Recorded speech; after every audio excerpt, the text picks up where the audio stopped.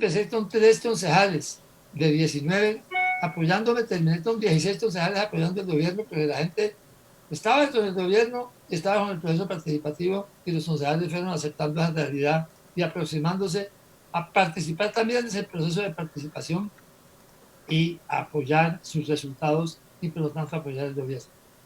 En una ciudad como Bogotá, con el tamaño de las localidades, el principal problema que hay es cómo tenemos unidades que no sean tan grandes para poder que la gente pueda tomar decisiones. Si uno va y habla de Kennedy, 1.100.000 habitantes, o de Suba, otro tanto o aún más, pues evidentemente es demasiado grande para que la gente pueda reunirse en un solo evento y tomar decisiones colectivas bien informadas y bien elaboradas y bien pensadas. De manera que aquí en Bogotá es necesario adaptarse a esas condiciones que son distintas. O se trabaja por UPZs y algunas UPZs son demasiado grandes aún en el tamaño de UPZs, o se hace como se hizo en la gobernación de Nariño en el último gobierno. Se escogen unos proyectos claves para cada localidad, se le explican a la gente en un periodo de explicación lo más amplio posible y después se someten a votación para que se escojan los que sean prioritarios para la gente y los primeros que se van a realizar. Ese tiene menos deliberación, pero permite mayor participación, porque la participación finalmente es enterarse de cuáles son los proyectos y de por qué son importantes y después en un día determinado votar en las urnas sobre cuál de esas posibilidades es la prioridad de cada ciudadano y escoger aquellos que consideran las mayores votaciones. De manera que hay que adaptar estas condiciones a una ciudad del tamaño de Bogotá, porque la verdad es que en Bogotá poco se ha hecho algo parecido a esto, aunque ha habido algunos ensayos, y en ciudades grandes del mundo poco es lo que se ha hecho. La anterior alcaldesa de Madrid, España, usó mecanismos de presupuesto participativo en algo parecido a las localidades para la ciudad de Madrid, pero el proceso de ejecución de esas decisiones fue muy lento y eso hizo que cuando ella se presentó a reelección, llevaban 2 años haciendo el presupuesto participativo y no le había ido bien en términos de ejecución. Y eso hizo que no le ayudara lo suficiente para ser elegida. Y llegó un alcalde de una visión política distinta y simplemente lo dejó olvidado. De verdad que eso es lo que quería contarles así rápidamente, parte de la experiencia, parte de lo que pienso pues que es el tema para una ciudad del tamaño de Bogotá, y estamos dispuestos a conversar y que oigamos también al director del IDEPAC si puede decirnos sus ideas al respecto. Muchas gracias.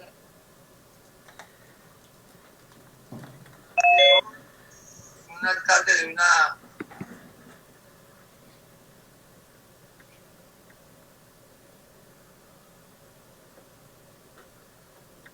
¿Verdad? Hola Navarro, ¿cómo estás? Esperemos saber qué nos dicen los que conducen. ¿No los organizadores? Sí, a ver, sí. No le escuchamos a Carlos, no sé quién esté moderando. Sí, buenas tardes. Qué pena, se me ha cortado la comunicación. La idea es que ahora escuchemos al director del IEPAC, Alexander Reina, con las expectativas que tiene el gobierno de Bogotá en la aplicación de los presupuestos participativos y los mecanismos que se van a utilizar para garantizar que sea todo un éxito el presupuesto participativo en la ciudad de Bogotá. Bienvenido, Alexander, a este el espacio de Conversemos con el Quijote y la red alternativa de comunicadores Altermedia. Claro que sí. Yo voy a arrancar un poco por donde empezó Antonio. Esa historia es muy parecida a la historia por donde surge el presupuesto participativo en Brasil, en Sao Paulo, que es como, digamos, el origen del proceso. O sea, es como el PT, el Partido de los Trabajadores, llega a un momento en donde le dice a la ciudadanía, oiga, finalmente la olla de los recursos quedó raspada y yo prometí un poco de cosas, ¿qué hacemos? Y entonces asumen que poner en discusión con la ciudadanía cómo invertir los recursos es lo mejor, lo más, digamos, como lo más adecuado y además, digamos, eso da origen a un proceso de profundización de la democracia. Y yo creo que esa es un poco la expectativa de este gobierno. Yo solamente, escuchando a Navarro, recordaba que estamos nosotros desde el 2007 decreto 448, donde empieza en Bogotá a hablarse de presupuestos participativos, ¿cierto? Pero ya veníamos en toda la década del 90 escuchando la experiencia en Brasil, etcétera. Y 2015, ley 1757, ¿cierto? Donde se establece por ley ya que se ven, yo creo que participativos. Solo hasta el 2019, o sea, el año pasado, en el acuerdo 740 y el decreto 768 de 2019, se da la largada para que Bogotá pueda desarrollar un proceso de presupuestación participativa. Y desde ese punto de vista creo que nosotros acogemos no solo pues, lo que desde el 2007 venimos trabajando, sino ese espíritu de lo que Antonio nos señalaba como la hacienda pública, que ha sido un asunto tan alejado de la ciudadanía, un tema que nos toca tanto porque es la platica, el bolsillo de todos nosotros, pero que lo manejan los técnicos y entonces pareciera como que eso fuera un asunto en donde solo lo pueden abordar las personas con un conocimiento especializado. Pues el presupuesto participativo demuestra que si la gente se involucra en los ejercicios con elementos técnicos, con formación, con información, con acompañamiento gubernamental, con voluntad política para ceder un poco de ese poder que tenemos como gobierno, pues la ciudadanía lo hace de manera responsable. O sea, que la ciudadanía es inteligente, la ciudadanía no es tonta, la ciudadanía sabe de una u otra manera cómo poder invertir mejor sus recursos. De hecho, los procesos de descentralización tienen ese supuesto, y yo creo que bajo esa lógica es que nosotros hemos trabajado o queremos trabajar en la ciudad en esa dinámica, en este gobierno. La expectativa que tenemos fundamentalmente es la siguiente. Primero, que tenemos que fortalecer el sistema de participación local y distrital, es decir, tenemos que darle sentido y contenido a la participación. Hay muchas instancias de participación, hay muchos procesos de participación, pero si usted le entrega a la gente un solo proceso donde le dice, es que usted aquí sí va a poder tomar decisiones muy concretas que van a afectar su entorno, creemos que eso puede generar un círculo virtuoso, como dice Antonio, como decía en Pasto y como lo demostró la experiencia de Brasil. Un círculo virtuoso que lo que hace es que la ciudadanía se apropie de algo, insisto, que parece lejano, como es la hacienda pública. Y es que la gente empieza a entender, ay, ¿de dónde vienen estos recursos? Estos recursos, no, estos vienen de los ingresos corrientes del distrito. ¿Cómo así? ¿Y los ingresos corrientes del distrito cuántos son? Son el 10%, pero puede llegarse hasta un 20%. ¿Y cuánto llevamos descentralizando el 10%? No, pues llevamos más de 2 décadas y no lo logramos, etcétera, etcétera. Es decir, el presupuesto participativo tiene una capacidad y una potencialidad de construir cultura democrática, cultura de la participación profunda, que es lo que nosotros queremos en este gobierno.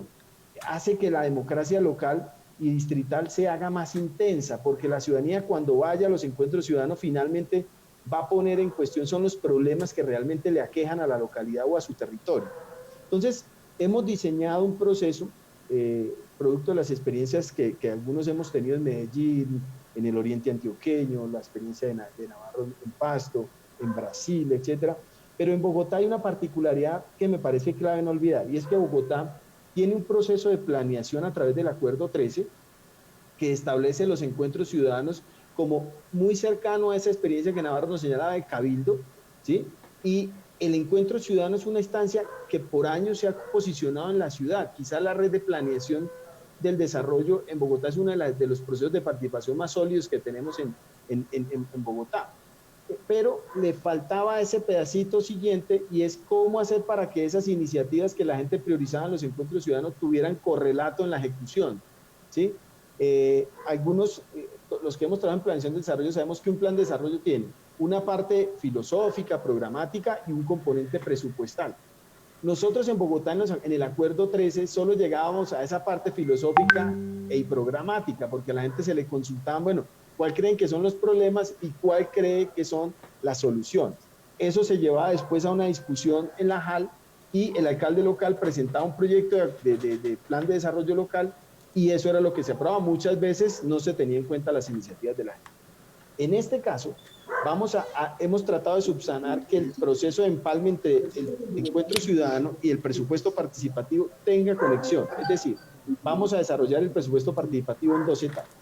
Primero, para que el proceso de planeación, esa parte programática y filosófica, no se pierda. Entonces la gente va a hacer unas priorizaciones y va a tratar de definir cuáles son los porcentajes de distribución de un techo que también le hemos asignado, como señalaba Antonio, un techo por cada localidad, va a distribuir en unas líneas de inversión y posteriormente vendrá la etapa segundo, que es la definición de iniciativas o proyectos que materializarán esas líneas de inversión. Entonces aquí la clave es, primero, profundizar la democracia local, hacer de un proceso como la planeación del desarrollo un ejercicio de participación incidente, real, que la gente se vea involucrada, que generemos cultura democrática en torno a un tema tan vital como la hacienda pública y la construcción del desarrollo local, ¿sí?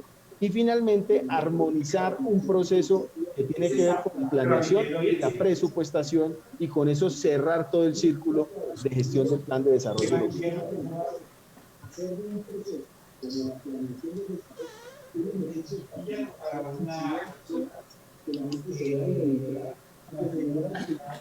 El momento de decirte en el micrófono está ahí ruido.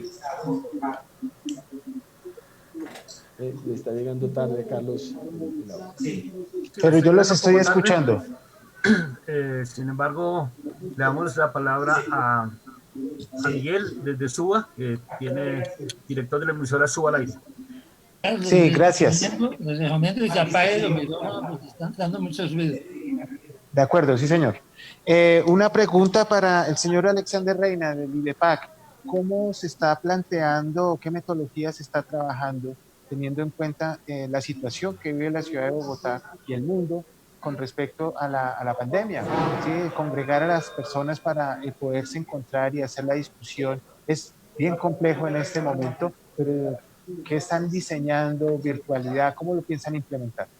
Sí, tenemos dos estrategias, por decirlo así. Una, que es habilitar una plataforma virtual que Secretaría de Gobierno está trabajando en el diseño de los términos de referencia y va a contratar como un solo lenguaje informático para las 20 localidades, porque el riesgo que teníamos era que dejásemos que las localidades contrataran cada una su plataforma. Entonces usted se imagina cómo dialogan 20 plataformas al tiempo de acuerdo a lo que cada quien considera. Entonces el gobierno va a habilitar una plataforma que le va a permitir a las comunidades que tengan obviamente acceso a internet y que no tengan tanta brecha informática, les va a permitir que se puedan hacer unos Facebook Live donde se presentarán los planes de desarrollo local, pero también va a habilitar en esa plataforma se van a habilitar aulas para que la gente se pueda reunir, para que puedan haber votaciones, para que la gente pueda intercambiar información,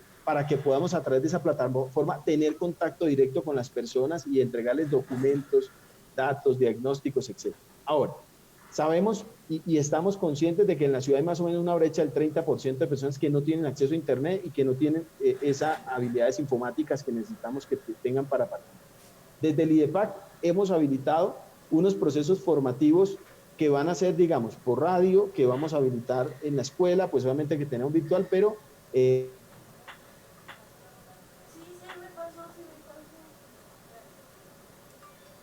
hemos planteado a los CPLs que establezcan en cada localidad cuáles serían esos elementos adicionales que le permitirían a esas personas que no tienen esa capacidad de ingresar por las vías de herramientas tecnológicas a participar. Por ejemplo, les dijimos en los lineamientos, pueden usar buzones, es decir, buzones en zonas de la localidad. Pueden utilizar, se puede usar encuestas en casa, o sea, que la gente pueda ir y preguntarles cuáles son sus iniciativas. Puedan usar el chat, puedan usar las líneas telefónicas, puedan incluso en Sumapaz, están trabajando la comunidad rural diciendo, nosotros queremos hacer tertulias familiares. Tertulias familiares. Bueno, listo. Le hemos dicho que usen los medios comunitarios, por ejemplo, que la radio comunitaria sea un instrumento para que la comunidad pueda manifestar sus opiniones. Pero le hemos dicho a los CPLs, ustedes son, porque esa es la competencia que tienen normativa, que en eso nos diferenciamos de otros procesos a nivel internacional y municipal, es que Bogotá tiene una normatividad, una arquitectura normativa que nos establece unas competencias. ¿Quién establece la metodología precisa para cada localidad de acuerdo a los lineamientos que estableció IDEPAC, Gobierno, Planeación y Secretaría General? cada CPL le dice a cada alcaldía local, yo quiero hacer el encuentro ciudadano, de acuerdo a este menú que me entregaron, de esta manera. Yo voy a hacer un encuentro virtual y lo que voy a hacer es que la escala no va a ser una escala local, lo voy a hacer una escala UPZ, o como decía Antonio, o la escala puede ser barrial, eso lo determina el CPL. Claro que los CPLs un poco nos piden, tenemos que hacer presencial. Yo le digo, mire, nosotros quisiéramos hacer un evento y encuentros presenciales. La verdad, ese es el mejor deseo que tiene el IDEPAC y el gobierno. Este es el gobierno abierto, de la participación profunda, ¿cierto? Pero pues, tenemos encima una pandemia y no tenemos cómo garantizar, digamos, que la gente no se nos vaya a contagiar. Y bajo el principio de precaución, yo he dicho, yo hasta que no tenga seguridad total de que en una reunión de esa no se me contagie alguien, yo prefiero utilizar otros mecanismos. Entonces le hemos dicho al CPL, coja ese menú que le entregamos, cójalo y arme su propio producto, porque no todas las localidades son iguales. Yo no le puedo decir que Sumapaz haga lo mismo que Chapinero, o sea, no lo puedo hacer, pero en los lineamientos que les dimos sí hay esas herramientas. Y es muy rápido, es muy importante que lo hagan rápido porque las alcaldías locales ya están elaborando los contratos o los proyectos con los cuales van a dotar logísticamente todo el proceso de presupuesto participativo y de planeación participativa que arrancamos ahora mismo. Entonces, ese es un poco el reto que tenemos y la invitación a la gente es también a que creativamente vayamos señalando cuáles son esas precisiones que tiene cada localidad y que requerimos para que el proceso, insisto, sea lo más participativo en medio de estas condiciones que hoy tenemos de la pandemia. Permítame una pregunta. ¿Hasta cuándo es la fecha tope para los encuentros ciudadanos? Antonio.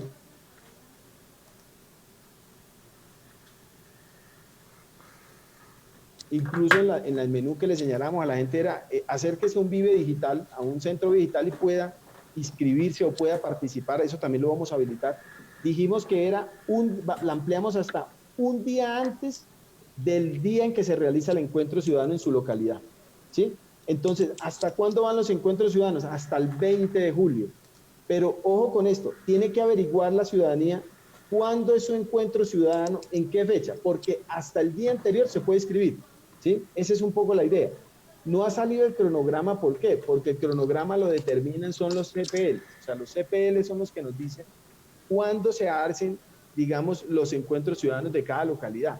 Y cada ciudadano debe inscribirse a un encuentro ciudadano. Ese es digamos, solo puede participar en uno. Lo pueden hacer a través de nuestra página www.participacionbogotá.gov.go participacionbogotá.gov.co. Ahí entran y se inscriben y dicen en qué localidad y en qué encuentro ciudadano, o sea, si es por UPZ, pues la UPZ en que se inscribe.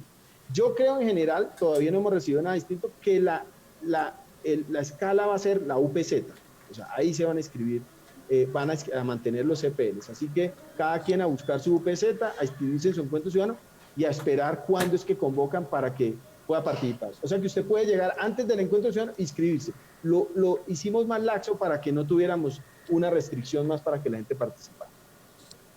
Una pregunta. ¿Sí? Miguel, de Suba al Aire.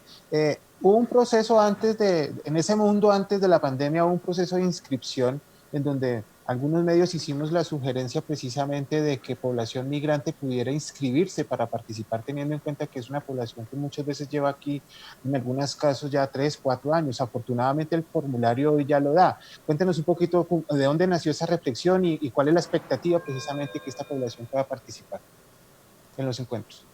Pues mire, la población migrante, la única restricción, si no estoy mal, Antonio, que es nuestro constituyente, cabe decir, líder de la constituyente, los que estuvimos en ese proceso observándolo, creo que la única restricción que tiene una persona extranjera para participar en el país es que no puede votar para la presidencia, es lo único, ¿cierto? Ajá. Entonces, desde la perspectiva que tenemos de participación en el distrito, y es entender que el territorio se construye con todos los actores, que por muy foráneo que usted sea, usted es una persona que llega a edificar esa realidad, pues hubiese sido un error excluir a la población migrante. Hoy hay población migrante que ha hecho de las localidades redes de producción importantísimas. Entonces, que no caigamos en eso que nos han señalado algunos filósofos de la porofobia. Entonces, al que monta un lavadero de carros o monta un restaurante o montaba una discoteca, entonces que era migrante, lo aceptábamos, lo recogíamos, lo reconocíamos, le decíamos doctor, señor. Pero al migrante que es pobre, que no puede aportar, sino que está recibiendo ayuda porque viene una situación grave de su país, porque ha salido exiliado, porque la pobreza lo ha expulsado, como muchos de nosotros, de nuestros padres, fueron a Venezuela a trabajar por esa razón, pues no lo vamos a excluir por el hecho de que entonces no aporta económicamente, sigue siendo un sujeto que para nosotros debe ser reconocido. Y en ese sentido, en la medida en que lo incluyamos en el proceso de construcción del territorio, nosotros desde este gobierno estamos convencidos que es la mejor manera de construir una convivencia sólida y duradera en ese territorio. Así que lo incluimos, estamos esperando que eso tenga el éxito que esperamos, porque cuando nos vemos a la cara y vemos que un venezolano es igual a un colombiano, que comemos la misma arepa, ¿cierto? Que nos gusta la misma música llanera, No frijoles. etcétera. Entonces, en eso ayudamos a construir esos lazos de hermandad. Perfecto. Bueno, Carlos Acero dice que tiene una pregunta desde Vientos Estéreo. Carlos, de San Cristóbal, ¿cómo está viendo este proceso de participación ciudadana y hoy con esta discusión sobre el presupuesto participativo? Claro que sí, Carlos, muchas gracias y saludando al doctor Navarro y al doctor Alexander Reina. Pues bueno, es que traemos a colación a propósito de lo que se está pensando hacer en esta administración. La última experiencia en ese tema es en el gobierno del doctor Petro, cuando decidieron hacer unas asambleas por localidad donde reunieron vecinos de todas las UPZs y se definió conjuntamente, en su mayoría, la construcción de vías. Además, la mitad del presupuesto incluso de las localidades se asignó para vías en esa época, y yo recuerdo que incluso se hizo un convenio, el famoso convenio 1292, recuerdo que se asignó con 19 alcaldías locales, para la construcción de por lo menos 1.900 vías, ¿no? Aproximadamente. Era un proyecto ambicioso, por lo que en ese momento se proyectaba. ¿Qué pasó? Que en el momento que fueron a hacer la ejecución de esas obras, encontraron que o no había redes de alcantarillado, o no había redes de acueducto, o no había ninguna de las dos redes. O sea, un problema enorme, y entonces tuvieron que retroceder, y los recursos asignados para esas vías terminaron en la ejecución de cosas elementales, como primero hacer las redes, que era algo elemental, y en un proceso de 4 o 5 años, finalmente pues esos segmentos viales de los 1.200 de la administración Petro, pues ni siquiera la mitad se alcanzó a construir, porque buena parte de esos recursos se asignaron para construir las redes. Entonces, ¿a qué va la pregunta?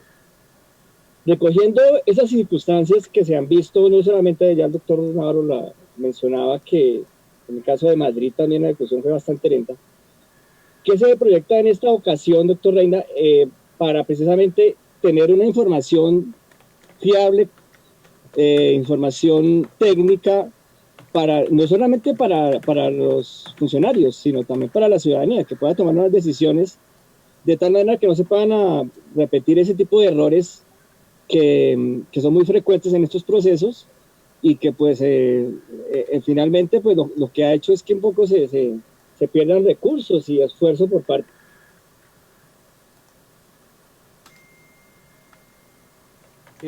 Yo, digamos, yo estuve por los lados en ese proceso. Antonio nos podría dar más porque creo que también le tocó esa parte. Yo creo que hay dos cosas que nosotros hemos trabajado, aprendimos y pues creemos que lo hemos logrado como ajustar y corregir. Lo primero es que cuando el gobierno Petro, lo que se intentó fue, obviamente se hizo el plan de desarrollo local, pero después se hicieron los cabildos. Si bien el cabildo era una experiencia muy interesante, lo que decíamos es que el cabildo como figura tiene un peso en el sistema de mecanismos de participación ciudadana. Entonces, desde nuestra perspectiva, eso pudo generar primero una confusión en la gente, porque además eso tiene una reglamentación, pero bueno, se hicieron. Lo que pasa es que no hubo el clic que había que hacer entre el proceso de planeación del desarrollo local y la presupuestación. Esa es la primera cosa porque el cabildo se hizo, pero el cabildo no tuvo conexión con los encuentros ciudadanos. Entonces ahí generamos había como una especie de duplicidad, porque cuando se hicieron los cabildos se volvió a hacer un proceso de priorización de necesidades. Entonces esa cosa en este ejercicio lo hemos querido corregir con el único objeto de que la gente no se vea sometida a esas dos dinámicas de priorización, sino que el encuentro cumpla su función, que es definición de problemas, prioridades y líneas de inversión. Y después, a manera de cabildo, voy a decirlo, seguirá una discusión en la localidad en donde ya esas prioridades las vamos a señalar en función de determinar, bueno, de esas prioridades que usted en materia de líneas de inversión definió, qué proyectos específicos los va a determinar. Y la segunda cosa que nosotros creemos, estamos corrigiendo, tiene que ver con que los gobiernos en general tienen un poco el temor y la dificultad de que el CONFIS determina unas líneas de inversión tan rígidas que le dicen casi, que son como una especie de espejo de las líneas de inversión del plan de desarrollo distrital. Entonces, usted, en el gobierno Petro, como en todos, Peñalosa fue mucho más exigente y entonces dijo, el 70% de la plata es para proyectos de infraestructura. Nosotros hemos dicho no. Si usted quiere hacer un proceso de presupuestación, pero además corrige otro problema, es que cada localidad tiene unas prioridades y unas necesidades diferentes. Entonces lo que hemos hecho es, no, vamos a establecer también unos rubros generales. Entonces yo les cuento, según la última reunión del CONFIS, quedó de esta manera. El 45% de los recursos, del 100% de los fondos de desarrollo local son recursos que llamamos inflexibles, ¿cierto? El 50% de esos recursos son los de presupuesto participativo y un 5% es una línea de recursos, digamos, flexible. Entonces, en esta ocasión hemos corrido el asunto, es que no le estamos diciendo a la gente, usted va a tener que estructurar los recursos así. El presupuesto participativo, entonces la línea de inversión dice que usted tiene que invertir el 20% en seguridad, el 30% en salud, el 20%, no. Lo que le hemos dicho es, usted tiene un 50% que es un menú, es un poco lo que Antonio nos señalaba al principio, una especie de techo. Usted tiene un menú, estas son las líneas de inversión que usted tiene, pero va a ser la comunidad la que diga cómo distribuye ese 50%. Y eso nos va a resolver le decían a la gente, invierte el 70% en vías. Y entonces se iba la gente para Sumapaz. Carajo, ¿y aquí qué vías vamos a hacer si solo tenemos una vía central? ¿Me explico? O usted tiene que invertir en vías y se va para Ciudad Bolívar y el problema de Ciudad Bolívar más importante es, no sé, el emprendimiento, ¿sí? El desempleo. Entonces, en esta ocasión hemos resuelto con esos dos problemas. Uno, vuelvo y repito, definiendo una articulación entre encuentro ciudadano y la etapa segunda de presupuesto participativo. Y dos, definiendo un menú de líneas de inversión que permita que cada localidad vaya de acuerdo a sus realidades, estableciendo las prioridades presupuestales, y eso va a llevar a que después, cuando venga la ejecución, haya una ejecución más eficiente de ese recurso. Yo les recomendaría esto, doctor Reina. Sí, señor. Obras civiles necesitan estudios y diseños antes de decidirse. Por ejemplo, vamos a hacer vías, porque la gente dice vamos a mejorar las vías de esta localidad porque están en muy mal estado. ¿Cuáles de los tramos viales terciarios, que son los que van a hacer parte del presupuesto participativo, tienen estudios y diseños? Sobre estos se puede escoger nada más. Y para los nuevos que no tienen estudios y diseños, vamos a pagar los estudios y diseños. Entonces se pagan los estudios y diseños y queda para decidir el año siguiente. Pero sin estudios y diseños, ponerse a tomar decisiones, va a pasar lo mismo que estaba escribiéndonos el periodista de San Cristóbal. Estudios y diseños, aquí eso es muy lento. En una ciudad como Pasto se va más rápido, ¿no? Sí. Pero nosotros hablamos de preinversión, pero ahora se va más rápido. Pero aquí la realización de estudios y diseños toma un año para pavimentar vías. 6 meses haciendo las licitaciones para que se hagan los estudios y diseños, y 6 meses en que los estudios y diseños se realicen y queden listos. Entonces, el primer año, este año 2020, lo que no tenga estudios y diseños no puede ser sujeto de decisión de construcción, sino que debe financiarse estudios y diseños de las prioridades y se daría para el año siguiente. Y decidimos sobre lo que tiene estudios y diseños. Yo sé que afortunadamente muchas vías tienen ya estudios y diseños listos y se pudieran tomar decisiones ya serias sobre ellas. Y eso mismo para otras obras civiles, ¿no? Nosotros lo hacíamos más flexiblemente porque teníamos una estructura administrativa más pequeña que producía más rápido resultados, pero aquí es más lento. Sin estudios y diseños, el riesgo es que pase lo que nos describió el señor periodista. Claro que sí. Doctor Antonio, hay algunas preguntas que han comentado por las redes sociales. Uno es que cómo ve el proceso de participación pues con el tema de la pandemia. Segundo, la construcción del cable de San Cristóbal. Tercero, doctor Alexander, que si se ha pensado en diseñar alguna aplicación para que a través de su celular la gente pueda participar, enviar sus propuestas y demás. Hay otra pregunta también, que cuándo son las elecciones de la Junta de Acción Comunal, que sería válido pues también recordar la fecha. Pues seguimos saludando a las personas que se están comunicando en diferentes sitios. Entonces, compañero Navarro, ¿cómo ve las preguntas? El tema de la pandemia, ¿cómo manejar el proceso de participación en medio de la pandemia? ¿Qué ideas, qué propuestas hay? Primero de todo, cosas como el cable de San Cristóbal no creo que sean sujetos de la financiación por la vía del dinero de las juntas administradoras locales, de las localidades. Estamos insuficiente para una obra de ese tamaño. Eso necesita una financiación del distrito y debe ser una prioridad del distrito. Puede ser discutido en un encuentro ciudadano, pero no pues seguramente no va a alcanzar el dinero para financiar el costo de ese tipo de obras. El dinero de la alcaldía local es el 50% del dinero de la alcaldía local, que es el que se va a usar para el presupuesto participativo. Y el tema de participación, pues sí, ahí hay un reto muy grande que tenemos que ver cómo se resuelve usando métodos virtuales o escogiendo mecanismos de participación indirectos. ¿En qué sentido? Que se definen unas prioridades y se escojan esas prioridades votando por la gente solamente y no en una deliberación dependiendo de cómo se hace. Si se decide cuáles son las 2 o 3 prioridades por localidad para las cuales se alcanza el dinero del Fondo de Desarrollo Local en su 50%, pues eso es un mecanismo distinto al de la deliberación y decisión que yo describí. Porque va a ser difícil la deliberación en estos días de pandemia. Porque mucha gente no tiene computador, o no usa Zoom, o no es hábil en la virtualidad, ¿no? Y no nos podemos dejar por fuera, sobre todo en las localidades donde hay que hacer más inversión, que son las localidades con más necesidades básicas insatisfechas.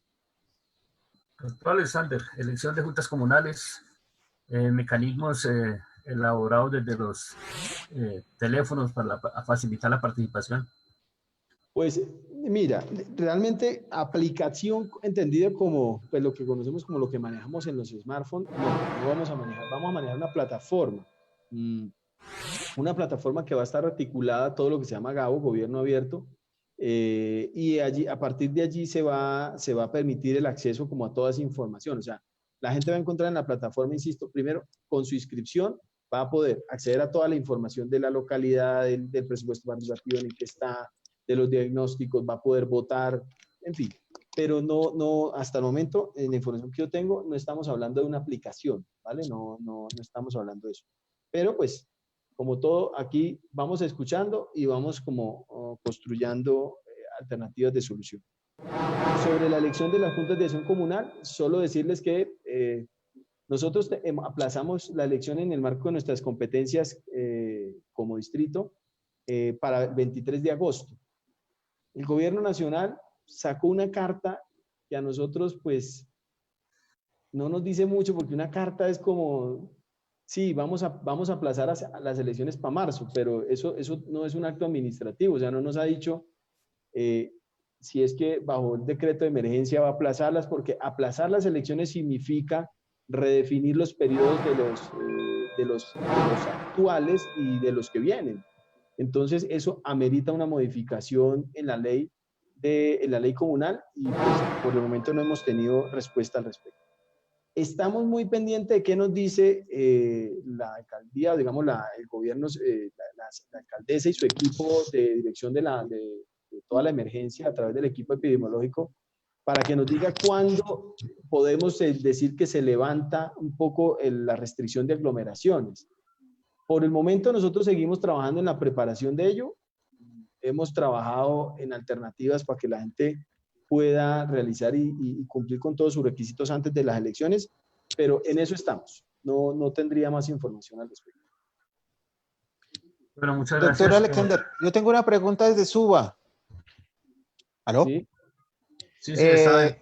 Hace más o menos un mes comenzamos a ver información sobre los consejos locales de la bicicleta. Cuéntenos un poco más de eso. Eso ha causado bastante interés aquí en la comunidad de Suba. Usted sabe que es una de las localidades con más biciusuarios. Sí, señor. Nosotros estamos en pleno proceso de elección de los consejos locales de la bicicleta. Yo insisto que me gusta más el nombre de consejos locales de la movilidad sostenible, a pesar de que el decreto señala que es de la bicicleta porque está en desarrollo de la ley de la bicicleta, de promoción de espacios, y también es un espacio que surge por iniciativa del movimiento social, del movimiento de los ciclistas.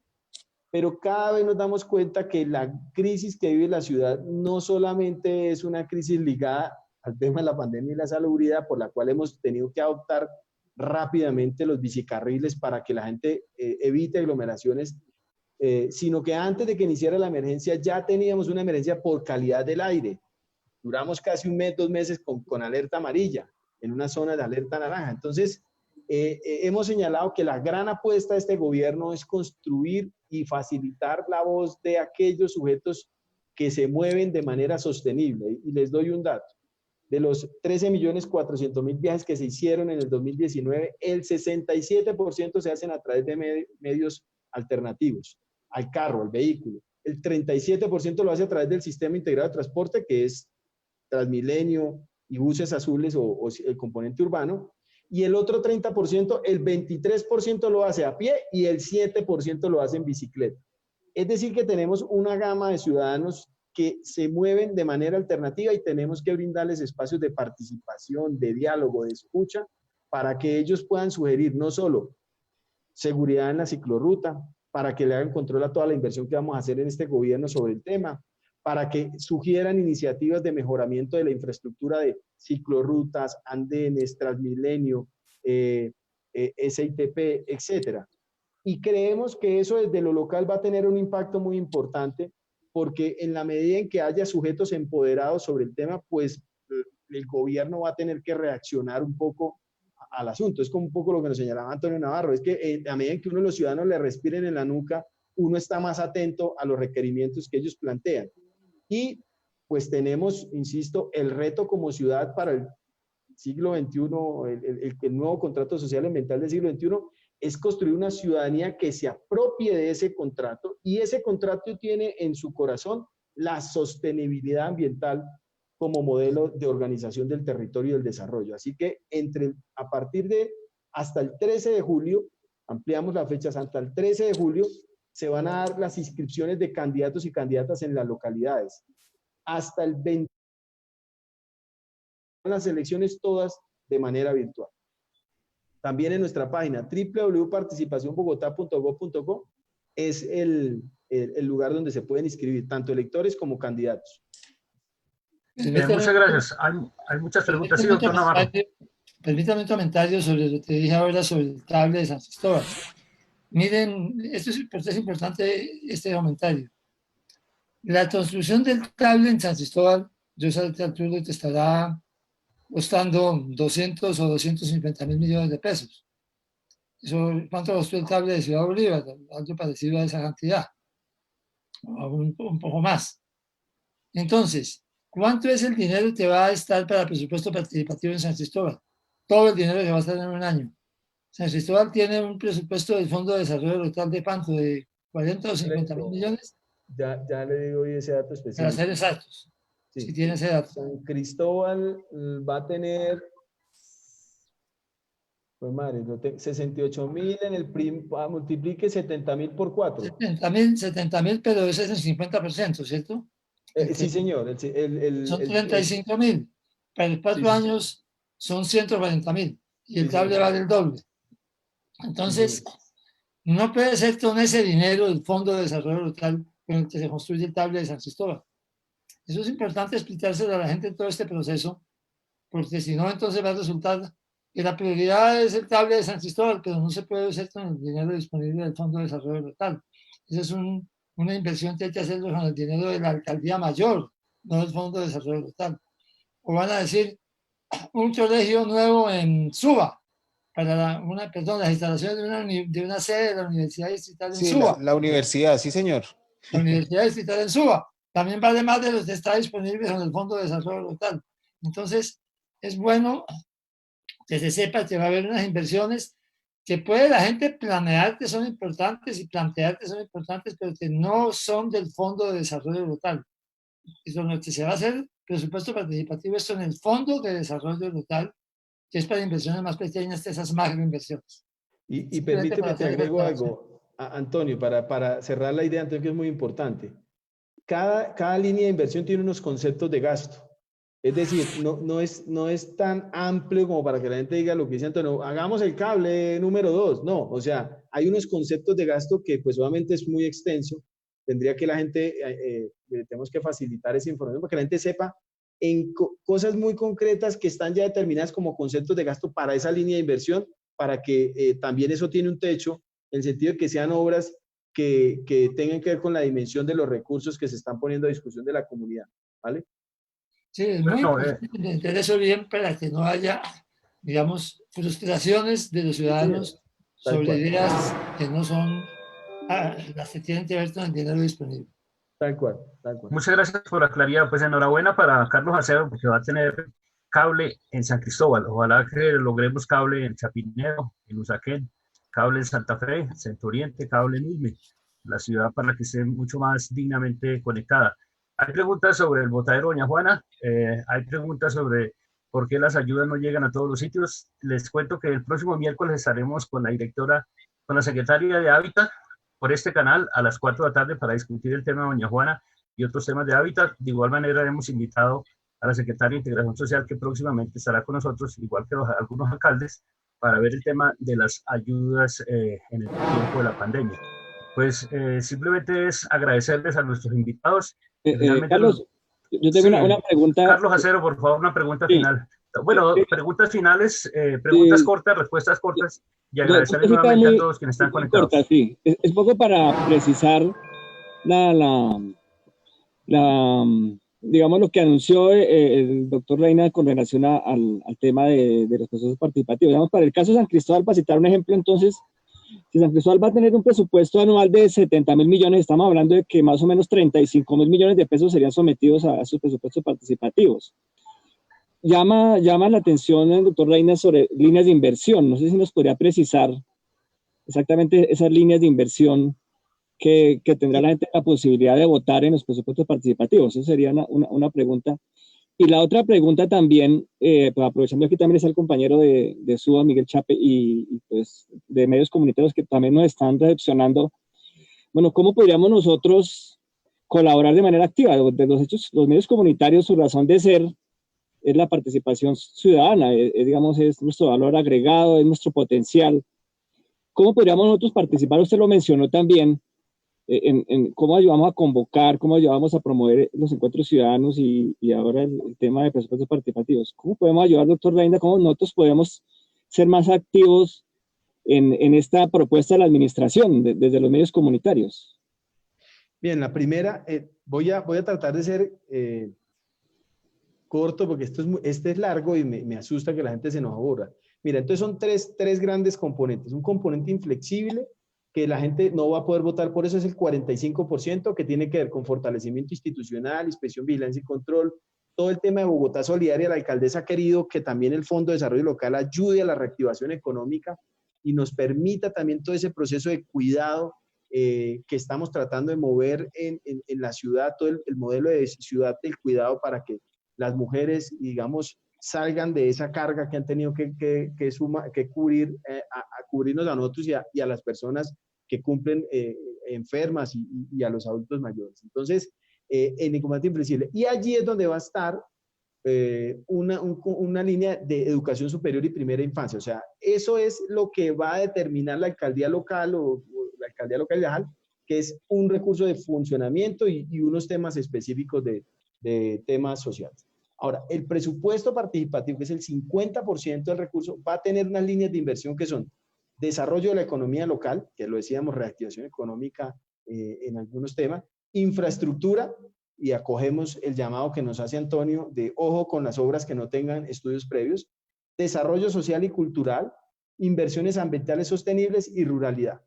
Con esas líneas de inversión tienen unos conceptos de gasto. Bueno, y el 5% restante es lo que llamamos un gasto flexible, ¿sí? Que son otras líneas de gasto. Entonces, en lo que tiene que ver con el presupuesto participativo del 50%, por ejemplo, 50% en lo que tiene que ver con desarrollo económico, está emprendimiento y promoción de iniciativas productivas, apoyo a la mediana y pequeña empresa, nuevas competencias y habilidades para el trabajo, la productividad. O sea, son conceptos de gasto en los cuales los ciudadanos podrían definir cómo distribuyen los recursos. Entonces, lo primero que la gente va a hacer es decir, de estas 5 líneas, ¿cómo distribuyo ese 50%? Entonces, cada localidad dirá, bueno, cada encuentro ciudadano irá diciendo cuáles son esas prioridades, se hace un encuentro local final, que es el que hacen los comisionados de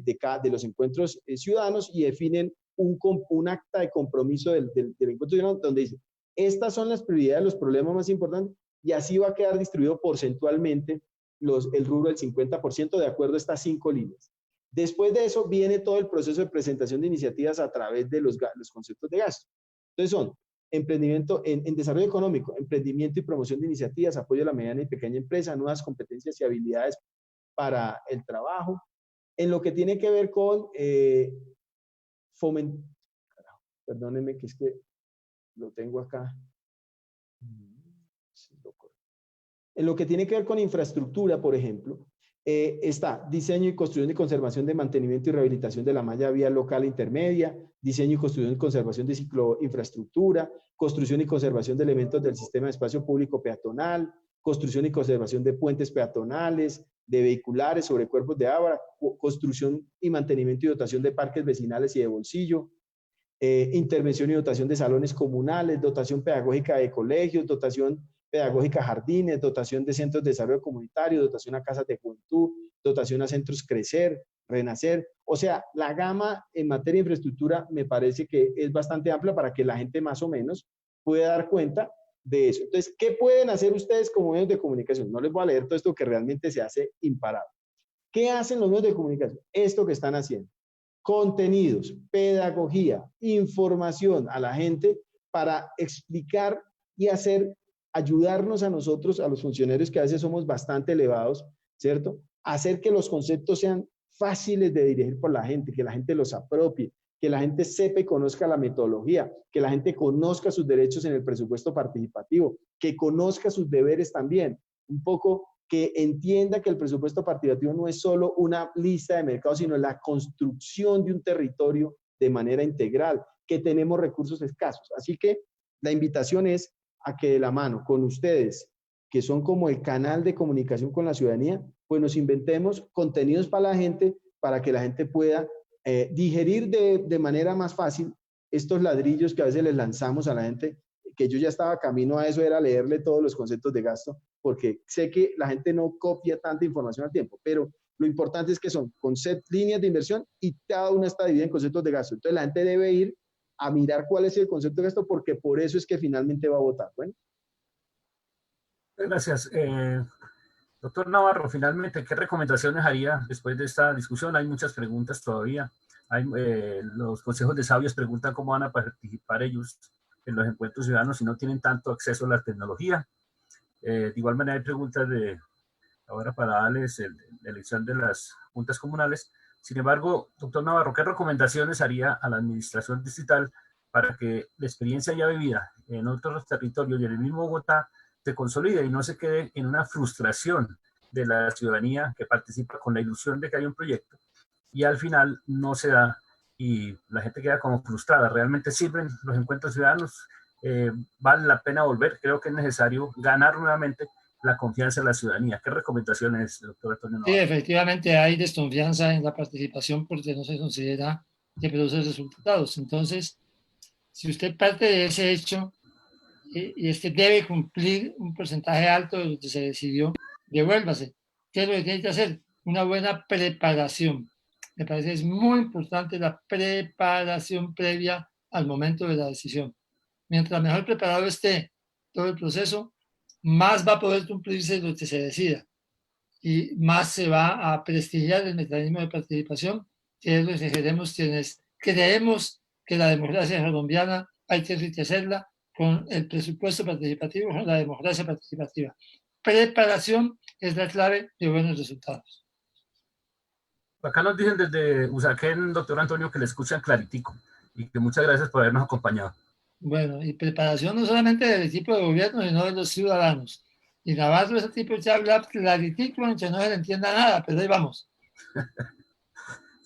Bueno, muchas gracias por haber asistido, por habernos acompañado. Doctor Alexander, finalmente, entonces, ¿qué recomendaciones, qué le podemos decir a las personas que están preguntando sobre juntas comunales, sobre el tema del proceso de propiedad horizontal, que también están preguntando, y algunas recomendaciones finales, y obviamente recordarles que somos parte del colectivo de comunicación y estamos dispuestos a generar una cercanía con la administración para poder difundir en tiempos de pandemia los procesos de participación, el control social y las actividades que la ciudad requiere para mejorar y para salir de tanta crisis y tanta incredulidad, sobre todo que tenemos en los procesos de participación ciudadana.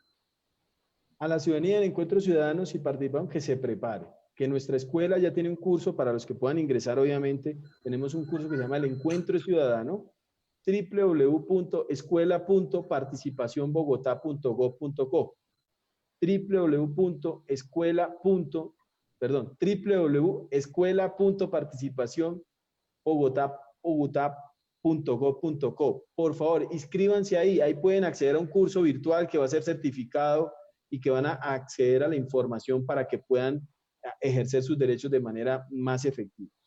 A la gente de las juntas de acción comunal que el proceso no para, o sea, no porque no haya elecciones, no debemos continuar con todas las obligaciones que tenemos como juntas. Por ejemplo, la resolución 076 del IDEPAC del año pasado nos dice que ahora el 30 de mayo se vencen los plazos para que entreguen la copia de los libros porque tenemos que hacer inspección, vigilancia y control, so pena de que se hagan acreedores a una investigación de inspección, vigilancia y control por no cumplir con las normas.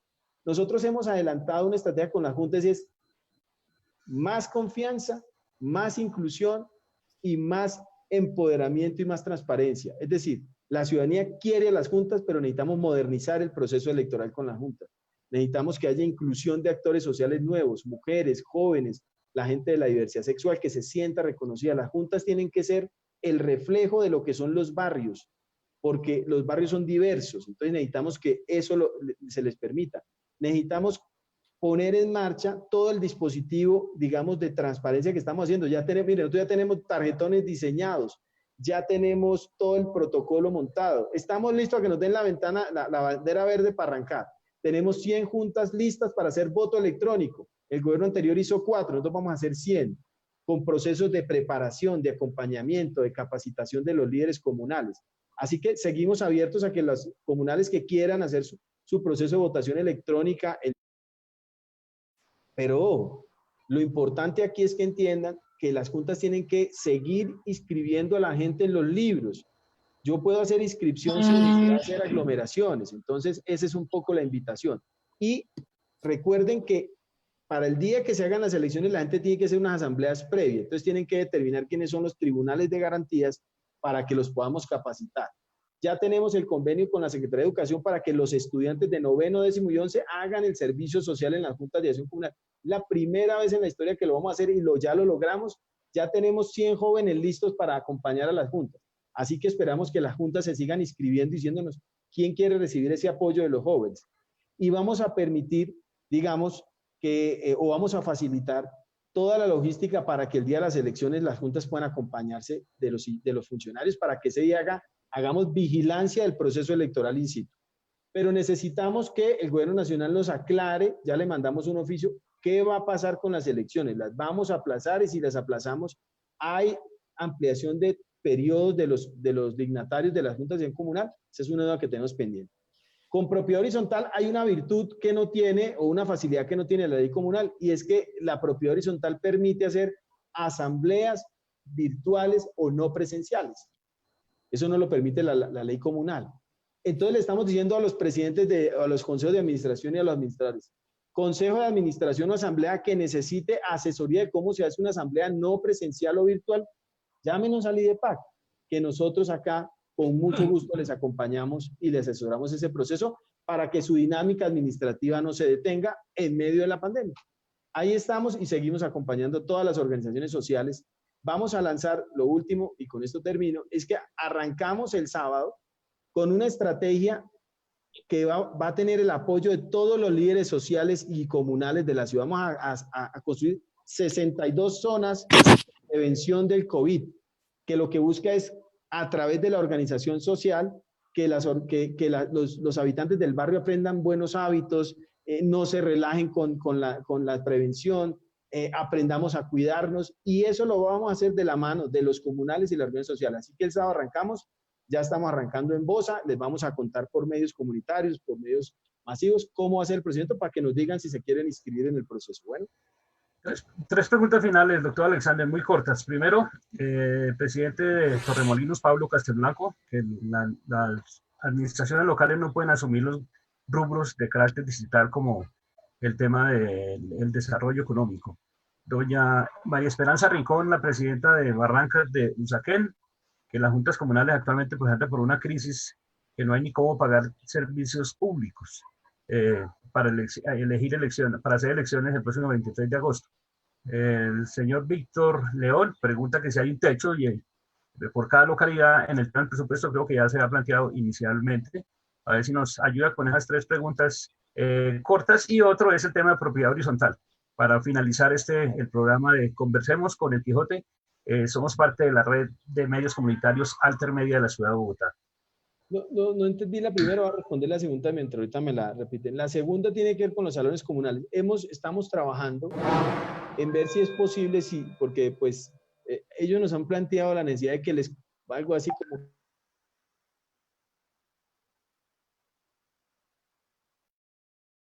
pública que es de propiedad total del distrito es el acueducto. Lo que es la energía y gas son empresas, en algunas mixtas y otras son privadas. Lo que ha hecho el distrito es que lanzó un alivio a todos los usuarios de servicios públicos, entre los que se encuentran los salones comunales, que son del 10%, del 20% para estrato 1 y 2 y del 10% para estratos 3 y 4, si no estoy mal. Entonces, ese primer alivio ya les va a llegar a los salones comunales. Lo de la condonación, pues lo estamos estudiando porque pues eso, como siempre, cada plata que usted saca del distrito, de los recursos públicos, hay que saber a qué se le quita, ¿sí? Y la utilidad y el impacto que eso tenga socialmente. Entonces, no dudamos de que los salones comunales prestan una labor muy importante en la ciudad, pero estamos en ese proceso.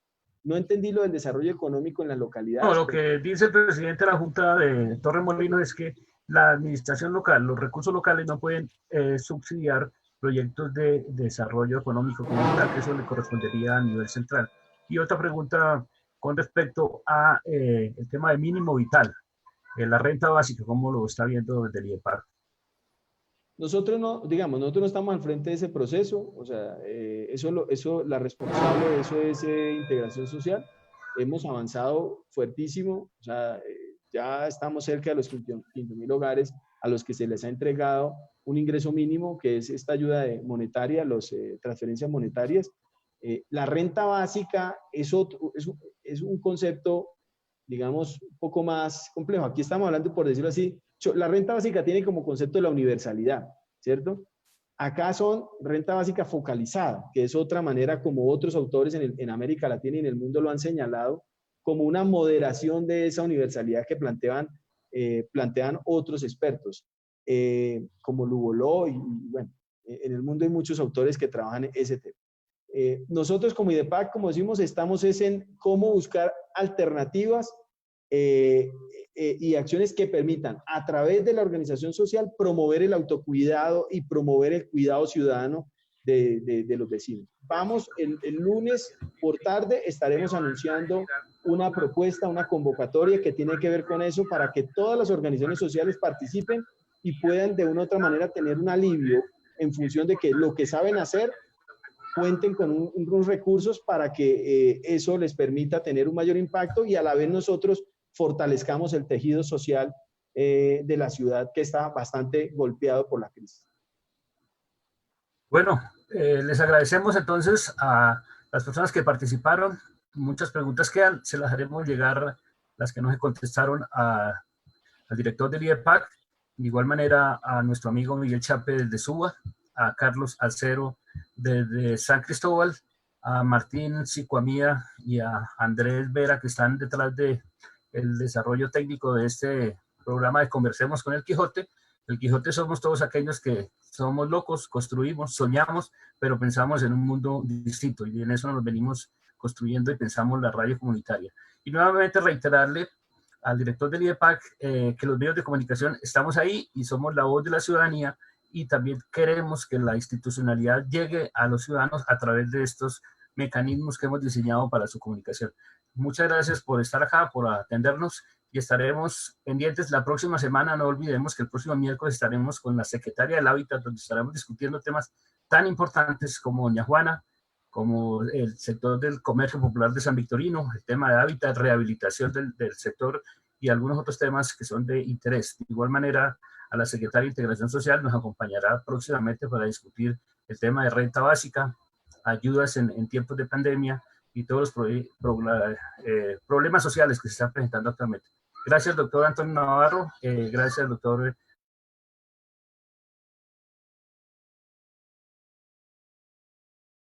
Placer, Carlos, y a todos los periodistas, a Miguel, a Carlos. Muchas gracias. Y a Mauricio. Bueno, hasta luego. No, pues felicidades a todos. Bueno, muchas gracias, doctor Navarro. Chao. Doctor Navarro, muchas gracias. Hasta luego. Ustedes, chao, felicidades y saludos a todos. Apenas se pueda, lo esperamos por Suba. Gracias. Claro, apenas den permiso de salir, pero eso se demora todo. Perfecto. Gracias. Chao. Listo, muchas gracias. Ok.